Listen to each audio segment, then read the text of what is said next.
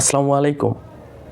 সারা বিশ্বে মুসলমানরা যত অপমানিত হয় তার বেশিরভাগই জড়িত আছে মুসলমান একে অপরের সাথে লেগেই থাকে সব সময়, ভালোটা দেখতে পারে না।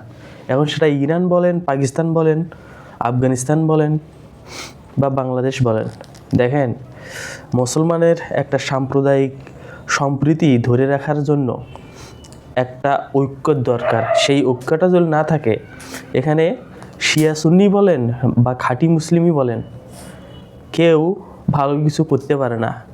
আজকে ইসলামাবাদে ভয়াবহ বিস্ফোরণে নিহত হয়েছে 31 জন, আহত হয়েছে 170 জনের কাছাকাছি। তাহলে ভাবেন এখানে মুসলমানদের, তাও আবার মসজিদে, ঐক্যটা কোথায়? ঐক্য বলতে তাদের যে বিন্দুমাত্র একটা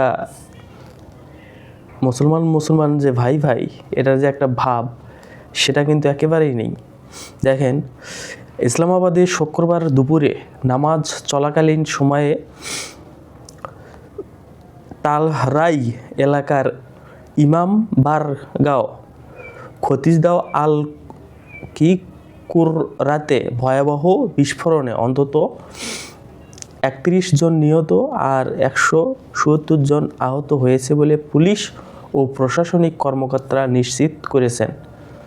বিস্ফোরণটি এত শক্তিশালী ছিল যে তা কয়েকশো মিটার দূর পর্যন্ত শোনা গেছে এবং আশেপাশে বিশাল আতঙ্ক সৃষ্টি করেছে। নিহত ও আহতদের মধ্যে অনেকেই ওই অবস্থাতেই গুরুতরভাবে কেউ মারা গেছে, আবার কেউ আহত হয়েছে। প্রাথমিক তদন্তে সন্দেহ করা হচ্ছে এটি আত্মঘাতী হামলা। বিস্ফোরণকারী ব্যক্তি ইহরামবাগের প্রাঙ্গণে ঢুকতে না পারে গেটের কাছেই সেই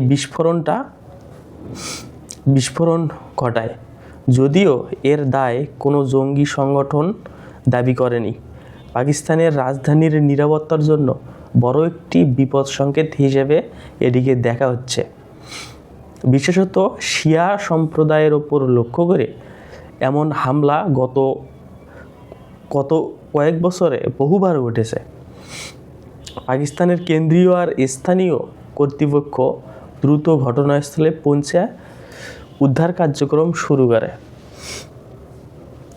দেখেন এখানে শিয়া সম্প্রদায় আর মুসলিম সম্প্রদায় একে অপরের ভিড়ে পরিপূরক, মানে একজন অন্যজনকে ছাড়া চলতে পারবে না। নীতি নির্ধারক এক হলেও আল্লাহ সৃষ্টিকর্তা কিন্তু একটাই। তাহলে এখানে শিয়া সুন্নি আর মুসলিম সুন্নি এটার কোনো ভেদাভেদ নাই। এখন এখানে যে একটা জঙ্গি হামলা হয়েছে, এটাতে মান সম্মান কার গিয়েছে? তাও মসজিদ প্রাঙ্গণে, একটা ইবাদতের কারখানায়।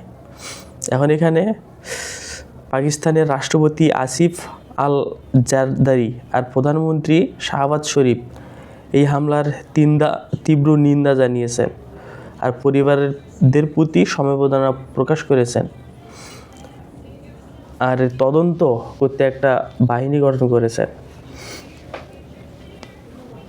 দেখেন এই তদন্ত চলতেই থাকবে। এখানে যে ভারত কিংবা আফগানিস্তানের হাত নেই বা বেলুচিস্তানের কোনো হাত নেই, এটা বলা কিন্তু যাবে না।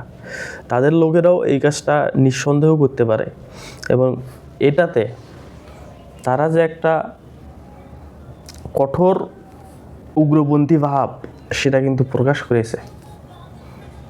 ধন্যবাদ।